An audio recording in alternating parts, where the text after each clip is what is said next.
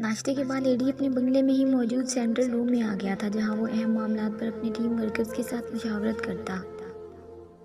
आज वो उधर अकेला ही बैठा था और आज फिर उसका दिमाग किसी गहरी सोच में डूबा हुआ था। सर कुर्सी की पूंछ से टिकाए, हाथ में जलती हुई सिगरेट थामे। कमरा पूरी तरह तारीकी में डूबा हुआ था। दरवाज़ा बंद था और बाहर खड़े गार्ड में से किसी को भी अंदर आने की इजाज़त नहीं थी। ऐसा वो हमेशा तब करता जब वो किसी न किसी तकलीफ से दो चार होता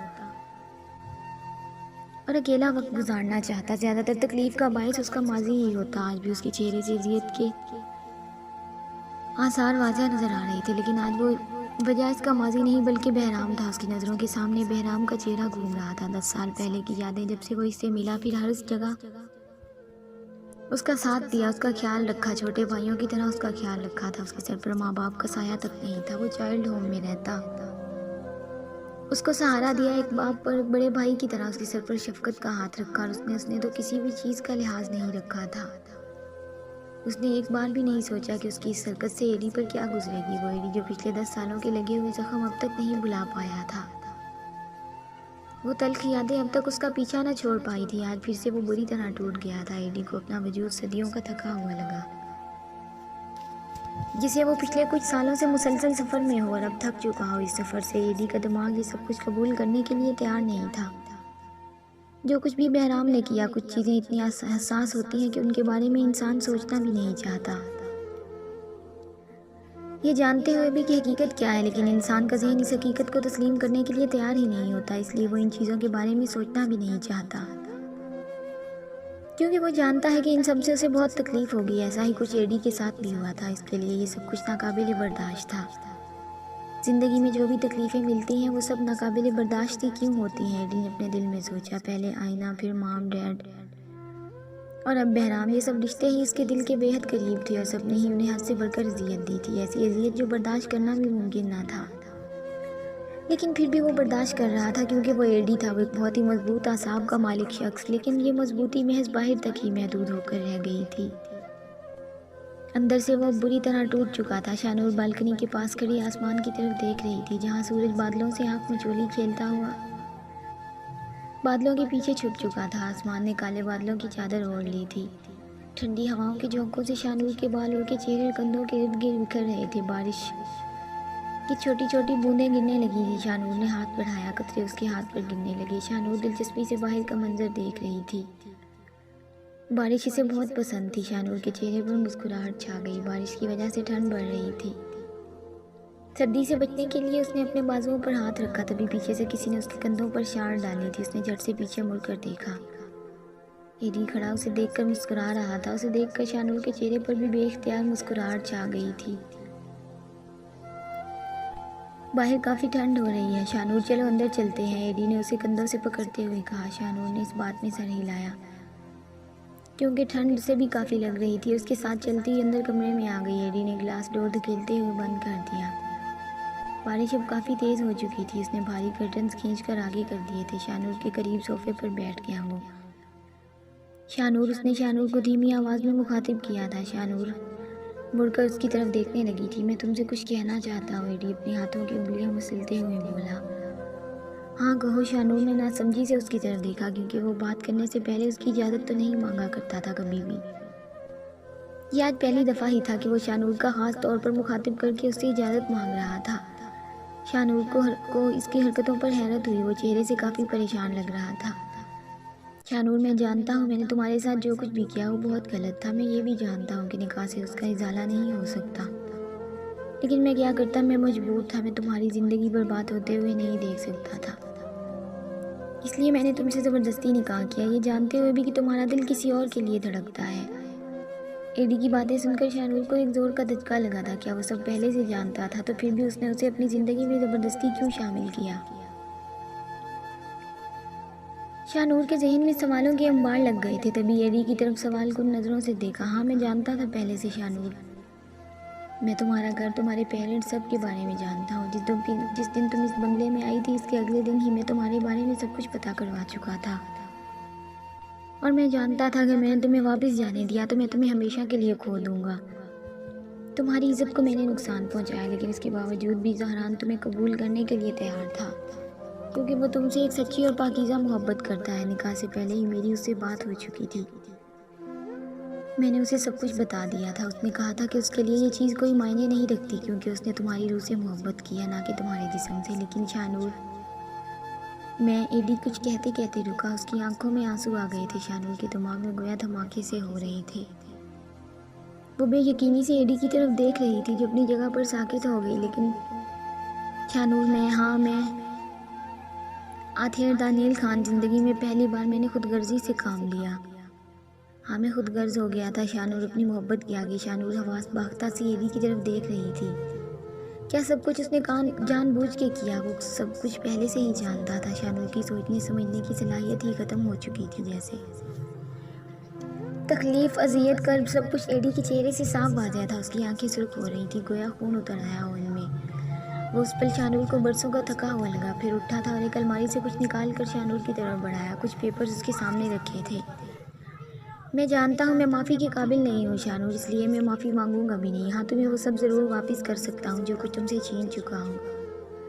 तुम्हारी खुशियाँ, तुम्हारा घर, तुम्हारे पेरेंट्स, और कुछ कहते कहते रुका। और तुम्हारा ज़हरान, एडी किस तकलीफ़ से ये अल्फाज अपनी ज़बान पर लाया था, ये वही जानता था। इस पैकेट में डिवोर्स पेपर है ज़हरान, अब भी तुम्हें कबूल करने के लिए तैयार है। मैं उससे बात कर चुका हूँ। और तुम्हारे पेरेंट्स, इनके पास ज़हरान खुद लेकर जाएगा तुम्हें। इस पर तो भरोसा करते हैं ना तुम्हारे घर वाले, क्योंकि वो तो तुम लोगों के घर का ही हिस्सा है। वो अपनी स्कॉलरशिप की वजह से लंदन चला गया था, वही है। तुम इन पेपर्स पर साइन कर लो, इसके बाद मैं कर दूंगा। तुम्हारी इद्दत पूरी होने के बाद वो वापस आ जाएगा और तुम्हें यहाँ से ले जाएगा। तुम्हारे घर, तुम्हारी खुशियों पर सिर्फ तुम्हारा हक है शानूर। मैं कौन होता हूँ ये सब छीनने वाला? किसी को अपनी ज़िंदगी में ज़बरदस्ती दाखिल कर लेने से हम उसको पा नहीं लेते जब तक वो दिल से आपको कबूल ना कर ले। फैसला तुम्हारे हाथ में है शानूर, लेकिन तुम फिक्र ना करो। तुम जो भी फैसला करोगी, मैं तुम्हारे साथ हूँ। शानूर अपनी जगह पर साकित बैठी रह गई थी। ये सब क्या हो रहा था? वो सब कुछ कहकर रुका नहीं था वहाँ, शायद इसमें रुकने की हिम्मत ही नहीं थी, और कमरे से बाहर निकल गया था। शानूर की आंखों के इर्द गिर्द कुछ पल के लिए तो अंधेरा छा गया। फिर जब कुछ हवास बहाल हुए तो एक नज़र उस लिफाफे पर डाली। न जाने क्यों दिल बहुत ज़ोर ज़ोर से धड़क रहा था। उसे एकदम से हर चीज़ से वहशत सी होने लगी थी। उसने कांपते हाथों से वो लिफाफा उठाया। उसे खोलने की उसमें हिम्मत नहीं थी, कोई कीमती शय खो जाने का डर हो जैसे। एडी के जाने के बाद उसे कमरे की हर शय से वहशत होने लगी थी। ये खालीपन का एहसास हो रहा था। वजह वो खुद भी जानने से कासिर थी। अभी उसका जहन किसी गहरी सोच में उलझ गया था। आर्यान सोफे पर निढाल से अंदाज में बैठा था, टांगे सामने शीशे के टेबल पर रखी। उसने जेब से सिगरेट की डिब्बी निकाली। वो सिगरेट बहुत कम पीता, सिर्फ तब पीता जब वो बहुत परेशान होता या फिर वो बहुत ज़्यादा स्ट्रेस में होता। उसे दूर करने के लिए सिगरेट का सहारा लेता। अब भी उसका जहन एक ही इंसान के गिर्द गर्दिश कर रहा था, और वो था बहराम। बहराम की इस हरकत ने ना सिर्फ एडी को शदीद अजियत में मुब्तला किया था, बल्कि उससे दुगनी तकलीफ आर्यान को हुई थी। वो सब पिछले 10 सालों से एक दूसरे के साथ थे। उनकी दोस्ती भाइयों से बढ़कर थी। आथिर की मखसूस गुस्से और रोबदार शख्सियत के बायस वो उनसे डरते तो बहुत थे। इस वजह से हर काम से पहले पूछते और उससे बात करने से पहले भी झिझकते थे। लेकिन उसने हमेशा एक बड़े भाई से बढ़कर उन दोनों को प्यार दिया था और उनका ख्याल रखा था। इन सब से इन दोनों को इनकार नहीं था। किचन से निकलती हुई विशाल की नज़र जब आर्यान पर पड़ी तो कुछ पल के लिए वो रुकी। वो सुबह से ही आर्यान को नोट कर रही थी। वो काफ़ी खामोश और परेशान सा लग रहा था। इन दोनों में बातचीत तो वैसे भी बहुत कम ही होती थी, सिर्फ ज़रूरत के मुताबिक। लेकिन इनमें इतनी फ्रैंकनेस भी नहीं थी कि वो उससे उसकी वजह पूछती। विशाल उसके पास आई, लेकिन उसको समझ नहीं आया कि क्या बोले। अभी वो वापस मुड़ने ही वाली थी कि लाइटर की मदद से सिगरेट सुलगाते हुए आर्यान की नज़र उस पर पड़ी। सुनो, अब आ ही गई हो तो बैठ जाओ। उसकी बात पर विशाल वापस मुड़कर उसकी तरफ देखने लगी। आहिस्ता आहिस्ता चलते हुए उसके करीब आई थी और उससे थोड़े फासले पर सोफे पर बैठ गई। आर्यान ने रोज़मर्रा रूटीन के मुतालिक 2-4 सवाल पूछे थे उससे, क्या करती है सारा दिन वगैरह वगैरह, क्योंकि वो ज़्यादा वक्त घर पर नहीं होता था, जिसके मिशाल ने मुख्तसर से जवाब दिए। आर्यान की मुसलसल धुआं उड़ाती सिगरेट से मिशाल को उलझन होने लगी थी। वो हल्का हल्का खांसने लगी थी, जिससे आर्यान को अंदाज़ा हुआ कि उसे सिगरेट के धुएं से एलर्जी है। उसे अपनी गलती का एहसास हुआ। उसने जलती हुई सिगरेट को जल्दी से बुझाकर सामने पड़ी एस्ट्रे में फेंक दिया था। सॉरी, मैं वैसे सिगरेट पीता नहीं हूँ, बस कभी जब कोई टेंशन हो तो थोड़ी बहुत पी लेता हूँ।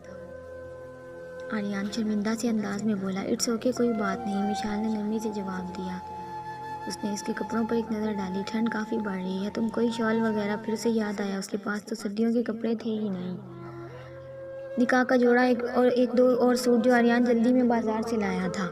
ऐसा करो, रेडी होकर आओ, कम हम बाहर चलते हैं, तुम्हारी सर्दियों की शॉपिंग भी कर लेंगे और इसी बहाने आउटिंग भी हो जाएगी कुछ। आर्यन खुद भी अपना दिमाग फ्रेश करना चाहता था। विशाल उसकी बात पर इस बात में सर हिलाती उठ गई। शायद वो खुद भी घर में रह कर तंग आ चुकी थी। उठकर कमरे की तरफ जाने लगी तो, और सुनो, अलमारी में से मेरी एक सफ़ेद रंग की शाल है, वो ले लेना, बाहर बहुत ठंड है। विशाल ने इस बात में सर हिलाया। उसे आर्यन का उसकी इतनी केयर करना, उसका ख्याल रखना अच्छा लगता था और वो खुश होती इस चीज़ से। शायद यही वजह थी कि अब उसे भी आर्यन की फिक्र होने लगी थी। ज़हरान की नज़र पास पड़े सेल फोन पर पड़ी। वो उजलत में इधर उधर चक्कर काट रहा था जब एडी का मैसेज रिसीव हुआ। ज़हरान ने जल्दी से सोफे से मोबाइल उठाया था। I have given divorce paper to her. उसका टेक्स्ट पढ़ने के बाद ज़हरान ने जल्दी से रिप्लाई लिखा और उसकी राय पूछी। I have not decide anything yet. Eddie का अगला जवाब पढ़ते हुए उसने मोबाइल वापस सोफे पर फेंक दिया। फिर खुद भी इधर ही बैठ गया था। सर के बालों में उंगलियां फंसाते हुए उसने सर सोफे की पुश से टिका लिया था। तुम्हें मेरे पास वापस आना होगा शानूर, मैं नहीं रह सकता तुम्हारे पास, मैं नहीं रह सकता तुम्हारे बगैर, तुम सिर्फ और सिर्फ मेरी हो। ज़हरान की शानूर। ज़हरान सर अपने दोनों हाथों में थामे तकलीफ से बोला था। उसके दिल की धड़कन बहुत तेज थी। उसे समझ नहीं आ रहा था कि वो क्या करे। वो शानूर से राब्ता भी नहीं कर सकता था क्योंकि वो चाहता था कि वो किसी भी किस्म के दबाव में आए बगैर अपना फैसला करे। यही वजह थी कि एडी ने भी उसे वो पेपर देने के बाद उसे अकेला छोड़ दिया था।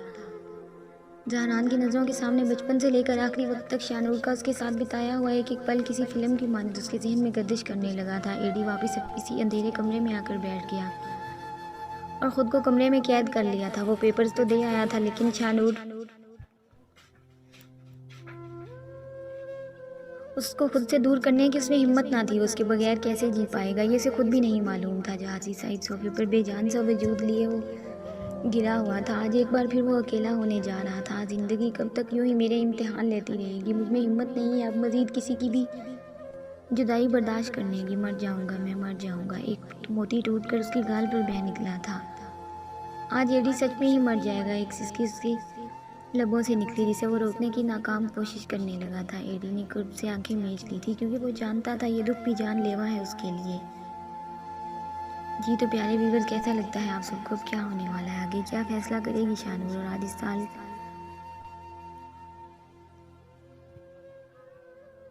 जारी है दोस्तों।